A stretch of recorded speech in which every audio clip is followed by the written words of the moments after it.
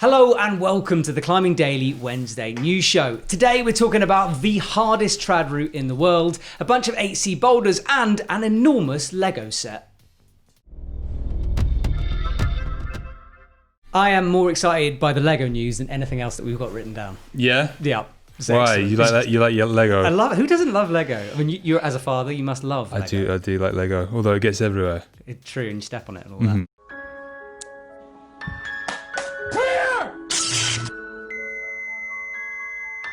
Teresa is sick today. No COVID sick. We've got confirmed on that one. She's all right. She's negative.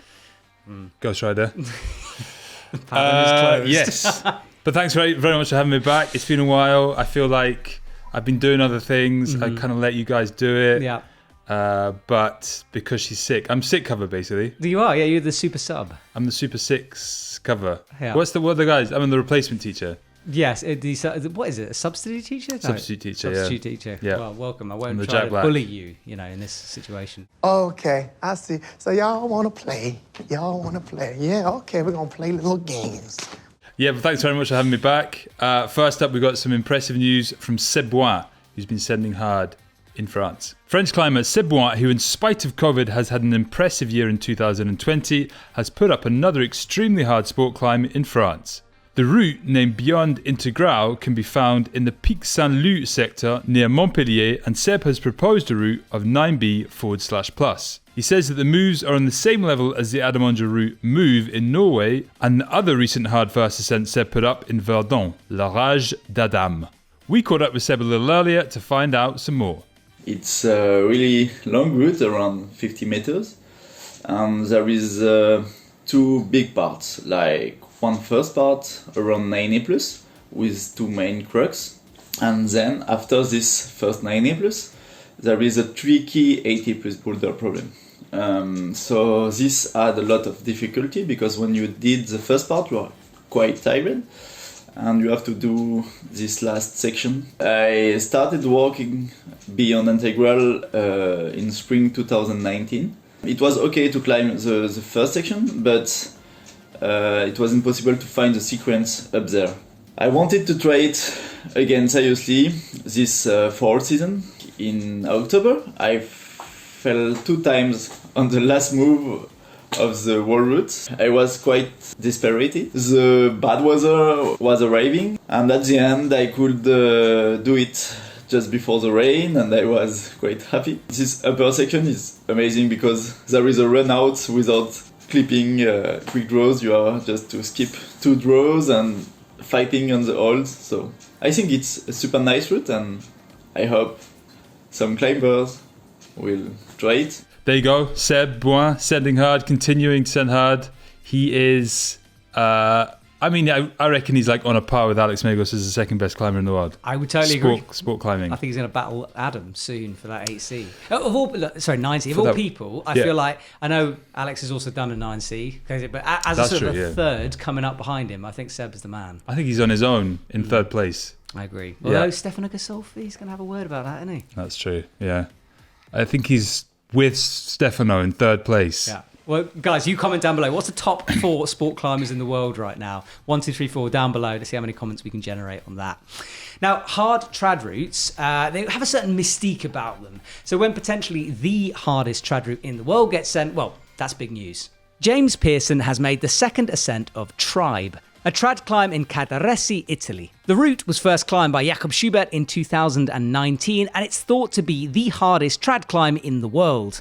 With technical climbing difficulties around 9A/9A+, the route features some seriously hard moves.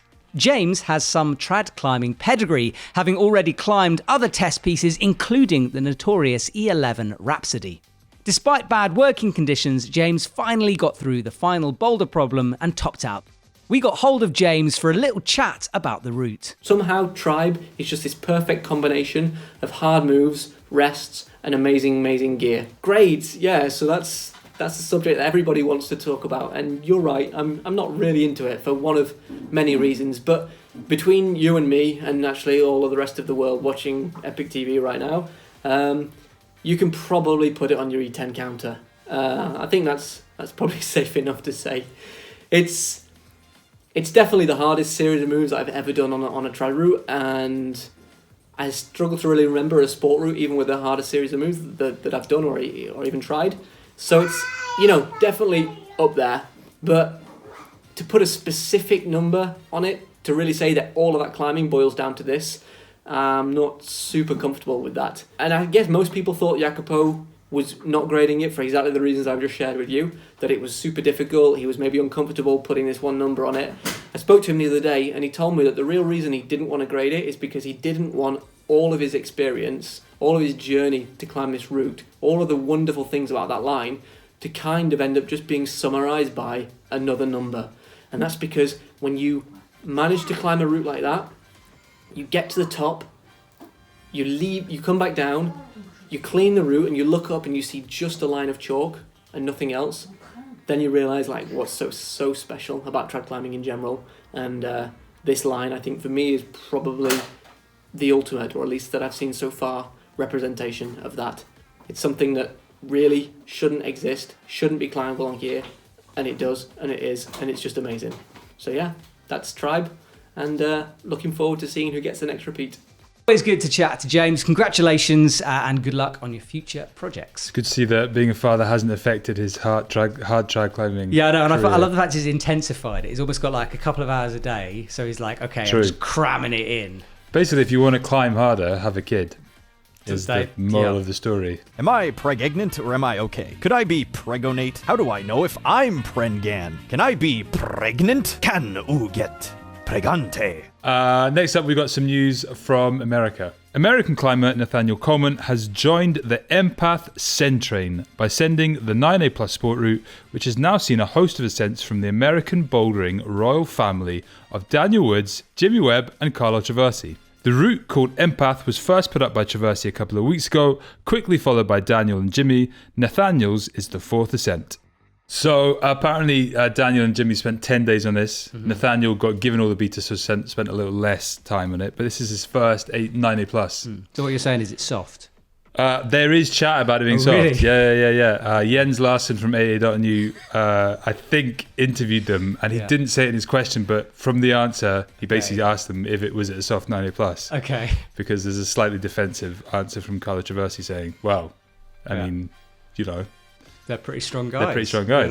They're the bouldering royal family. I think, like, for me, they are essentially the American bouldering royal family. Yeah.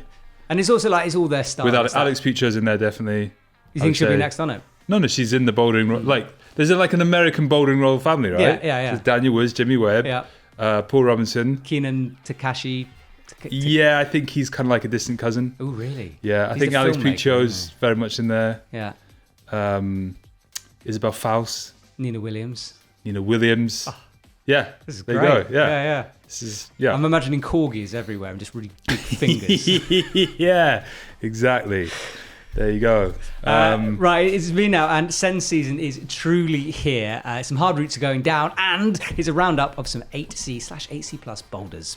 Matt Foltz, who has been simply on amazing form this season, has climbed the 8C boulder Death Star. In the last 2 years, Matt has really stepped up his game and has done 8C boulders in 2020. Stefan Scarperi has climbed Big Illusion, an 8C in Valdone, Italy. He describes the boulder as his hardest so far, and it took him 10 sessions over 2 years. Usually a comp climber, he'll be concentrating on outdoor climbing more this year. Vadim Timonov has reported on 8A.nu that he's climbed Low Perona, an 8C plus boulder in the foothills of Mount Elbrus. There isn't a huge amount of information going round about this right now, so let's not make it too official. We'll keep an eye on it. Simon Lorenzi has made an ascent of the Big Island, his fourth 8C. It took him just 2 sessions, and interestingly, he thinks the grade should be more like 8B+. So 2 talking points out of that. Yeah. One is Vadim's send. He put it on his AA.nu scorecard, but his Instagram post about it was in his own language, and it was quite hard to translate. So It did happen. There is an app for that, Matt. There is. It's Google Translate. Yeah. I just, you never trust these apps. You put it in, it can tell you anything. But you can actually hold it over the text and it'll just show you. I did have a look, and he has put it in his scorecard, so I'm pretty sure it is. An I'm 8C. just on the plus. And he's done them before. He's done them before. He's a strong lad. I was just on the fence, just in case, The other thing is, hit the mic. Sorry. The other thing is the Big Island potential downgrade. Ooh, Fontainebleau. Yeah, font, the classic fridge, your favourite. Oh, like a fridge, like a fridge. This is interesting for two reasons. I've never heard chat about it being downgraded. This guy did it in 2 sessions. That's pretty cool. Yeah. But it's like a Jimmy Webb monster project, the Sit Start. The big, and sorry, Ned Fahedley as well. He was working it. Yeah. So potentially, the Sit Start. Yeah, the Sit Start, which is meant to be next level, all the rest. 9A. But don't say those words. 9A fridge. Yeah. I've got an image of a fridge shaped like a 9A now. It got weird. But potential Somebody downgrades. hugging it. Who knows? Okay, next up we got news of the ever-present Jakob Schubert. It seems like lots of things have changed in the past year, but one thing that can be counted on is Jakob Schubert being strong as the Austrian comp and rock climber, who has probably been the most consistent and best comp climber over the last 10 years, has been crushing hard in Arco. In 5 days, he climbed the Stefano Ghisolfi route beginning 9A/+, Omen Nomen and Thunder Ribes, also both 9A, although he has suggested 9A/8C+ for Thunder Ribes. He has also climbed another 6 routes between 8B+ and 8C+. What a beast. So Jakob Schubert still on the scene, crushing hard. Mm-hmm. I think I keep coming back to this, but the / thing just annoys me. The brackets thing annoys me. Right. I feel like there needs to be some kind of different grading system for all this because it's a mess. It's too much. Again, too many people on the fence. Just give it a grade. Parentheses. Yeah. Just stop slashing it up. But surely, if there's so many little bits in between the grades, surely there should be something agreed upon. Like all grading systems apparently aren't. Yeah, this is a great one for the comments. The commentators could go nuts. So grade haters. Stuff. I mean, what does it even mean anyway? Yeah. What's a grade? Yeah. There you go. That's the title of the video. What's a grade? That's good. I like that. Now, this next climber, I'll be honest, I knew very little about. But when a climber drops or jumps an entire grade straight to 9A, it's worth chatting about. Palmer Larsen has climbed the 9A algorithm. This is a 40-metre long route with a bouldery crux about halfway up and 2 more near the top. Palmer actually skipped the grade of 8C+, going from 8C to 9A. He tried it over 30 times with about 15 days of work, each try taking around 45 minutes. While we're on the theme of 9As, there's a new one from Matteo Gambaro. He's done his 5th 9A with an ascent of the 40-metre long Narcissus in Albenga. So I was looking at this wall. It looks very much like the one in Voralpsee. The Speed Integral. Yeah, like straight up, no features. Yeah, it just literally looks like a wall that there's nothing on it. Yeah, and 45 minutes every time he gave that a go. Why so long, do you reckon? I don't know. Maybe he's just slow. Maybe it's a long route. 40 metres long, to be fair. Plus, 40 metres that shit. How on earth do you know where you're going? I'd get lost. Well, apparently there was a few issues of route finding. Okay. Yeah. Just chalk arrows on the wall. Well, but it's a white wall. True. So how do you do that? Spray paint. Just spray paint it. It's fine. Just like big writing this way. Yeah. And a big arrow. Someone is literally wanting to hunt me down right now watching this. We're testing that new anti-graffiti wall. Well, it looks like we've got a few customers. Set to react when the spray hits the sensors. Don't go spray painting on walls. Don't do it. It's not fun. You ain't Banksy. You know what I mean? You ain't Banksy. You never will be. What's next? That could be it, actually. Should we move on to... Yeah.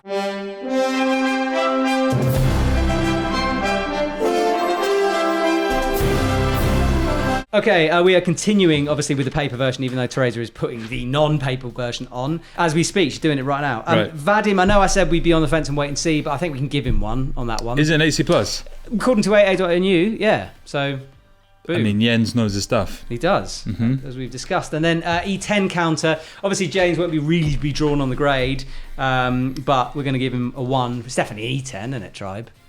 Yes. Well, I mean, what does 11 get? Well... I'm saying this because I haven't actually spoken to him. This is the magic of TV, right? Because his interview's in about an hour. Don't say that kind of stuff. Sorry, but I don't actually know what he said in the interview. You can probably put it on your E10 counter. I think that's probably safe enough to say. But we're going to give him 1, and then next week we might give him 1.5 maybe. Yeah, okay, fine. We can Something upgrade like him. that. Yeah, we can. Yeah, Yeah. fine. Cool, James, nice one. James. Next up. That's it. That's it. That's it for that. I'm surprised how popular the E10 counter has been this year. I am. And you always knew it would be. Trad is back. Yeah, Trad is. We used to think left. Crack is back, but apparently Trad is back. Yeah, Trad Crack is back.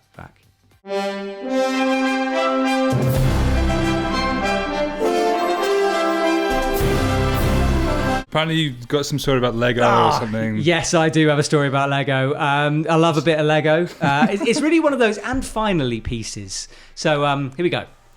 And finally, anyone who doesn't love Lego is just wrong. Sebastian Cumo had a bit of spare time on his hands and he chose the sensible option of building a giant scale model of the 20 kilometre by 16 kilometre section of the Mont Blanc Massif. He started it during lockdown and it took him 10 months to complete. He used aerial views and Google Earth to plan the mountain model and part of his huge 100,000 brick collection. Apparently, he struggled to get the correct amount of white and grey bricks and had to make a special order. The model has impressive levels of detail and has become a major hit on social media. That is pretty cool. Anyone who's ever been to Chamonix, go into the guide office and look at their sort of model of the same thing. They've got it laid out with one of those sort of 3D map things, you know, all cardboard and paper. He did it with Lego. It's super impressive. That's an impressive lockdown project. Yeah, it really was. And took 10 months, so lockdown and beyond. Before lockdown. Yeah, exactly. We started in lockdown and he's just finished. So it's been Okay, a while. fine. Just in time for the next lockdown, maybe. That's more impressive than any climbing feat I've heard of. It really recently. is, isn't it? Can you... I didn't realise that there's a whole thing about this, right? They're called certain things if you're a Legoist who doesn't follow plans. Like you Freestyler. Yeah, something like that. But it's a Lego version. And there's a website you can put your creations on. People vote for it and stuff. It's a community. It's amazing. Have you watched the Lego movie? No. Okay, so that is all about those two things. It's about like... On the one hand, there's this guy who just wants to like make stuff out of everything. Right. And there's this other guy who's the conformist and he's the baddie and the good guy is the guy that wants to make anything. When you say Lego movie, you're talking about the Batman one or like the... No, well, there's a whole bunch of them, but the actual original Lego movie Okay. is incredible. I have Chris not Pratt seen it. is the main voicer. Everything is awesome. So that was the and finally. That was What's next? Shop and Mejas. Shop and Mejas. Do you want to do Mejas first or shop? I always think shop, just get it and then we can show them some climbing videos. It's like Okay, a do shop. reward. Do shop. Go. Okay, La Sportiva restock number one. La Sportiva shoes are quite hard to get hold of, weirdly, especially in Europe. They kind of go. They're always limited, so Yeah. we have them back in stock. So if your favourite model has been missing, go and check that out. Link in the description below. I haven't bought a pair of shoes for a while. I would Wow, you're a sponsored potentially. athlete, really, aren't you? That's true. Yeah. Yeah. I haven't bought a pair of shoes in a long time. But I mean, literally, because I haven't bought But the a pair of you have shoes. is La Sportiva. Yes. So if you like Katana lace, Mm-hmm. I do like Katana lace.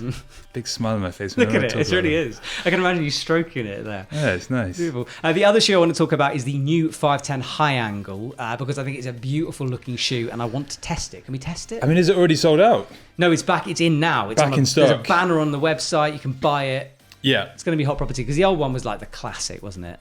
So this is Yeah, improved. well, the blue Smurfy feet The one, blue Smurfy, and then they upgraded the blue Smurfy feet. There's a low which actually volume lost one. a lot of its charm Yeah, and no one liked it. a stickability. People were like, I can't climb now, my feet aren't Exactly. blue. Do you remember we did an entire interview at ISPO with the guy who invented it, and we mainly talked about Smurfy feet? Yeah, and he wasn't happy. He wasn't happy at all, and I pointed out that perhaps it was a selling feature, and he got a little bit narked. Yeah.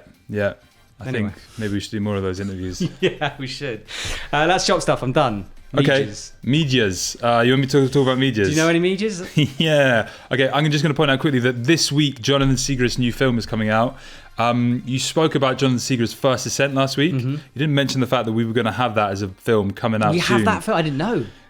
I should have told you probably. I wasn't here. But that is coming out in the next month or so. But in the meantime, I'm going to show you a quick teaser of this, a quick clip of it. But basically, he developed this whole new crag in a beautiful area in America. Here's a little clip.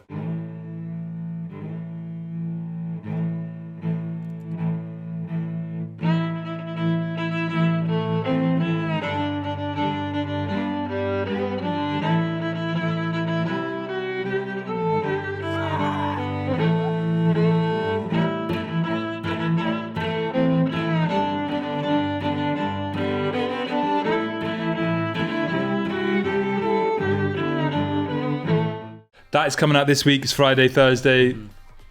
That's 2 days I just said. It's coming out on Thursday. Yeah? Coming out Thursday this week. Okay, cool. Can't wait. Last week we had The World Less Travelled, episode 2, Serbia.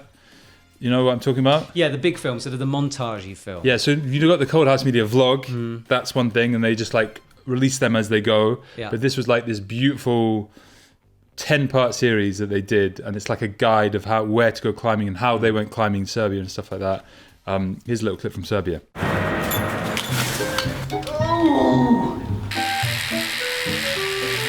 Getting pumped? Yeah, sure. We just did work. It was fun work, but hard work for sure. We started bolting a line in the middle of the cave, and then we went all the way to the right and bolted another route, went all the way to the left and bolted another route, which started with a cool monotufa and finishes on the pretty neat roofy dieter. Clean it. So there you go, there's midges. I love those videos because, like, we have to watch those videos every week for various things. And I like the fact that it takes them and then brings them all back together. So it's almost like revisiting the vlogs in a highlight exactly. reel. So you saw it in a rougher way. Now you see it in a more polished way.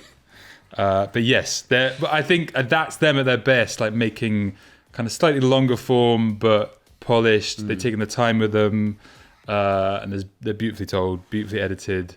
They're beautiful people. He's got a tash. He does it very well. He has a tash, and it works. Who knows? I can't. This is as beardy as I get, as you know. But like I have great admiration for people that can actually pull off a tash and not look like an idiot. Is it a Movember thing? Josh Larson just has a tash every now and then. Right. And looks beautiful. It's I'm not talking about fantastic. Charlotte. Charlotte doesn't have a tash. Fantastic. It's fantastic, exactly. Fantastico. Next up. Comment of the week. We could sing. We haven't done this for a while. We haven't done this for a while. Yeah. Tracy's not here. Okay, ready? Spoiling the party. What are we going to do? Just freestyle? Yeah, go. Right.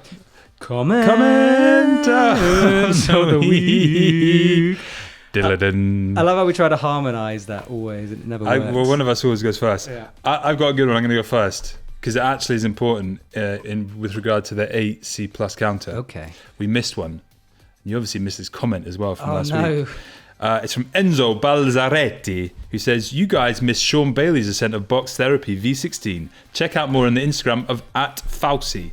That is Isabel Faust. I've just checked it out. Indeed, we did miss a V16. I thought he'd done box therapy. There's a little time lapse of him. Sorry, mate. Okay, I'm adding that in. Sean Bailey. Steezy Bailey. Steezy Bailey, okay. Steezy. Sean, so that's apologies. added. Thank you very much, Enzo. Sorry. Good work. Mine is from Ryan, and this is a sensible one, actually. He's saying, why do people care if a route is bolted? If you don't want to use bolts and the climb is trad, climb it trad. If you want to sport climb it, clip the bolts. As long as there are bolts, don't interfere with the established route, what's the issue?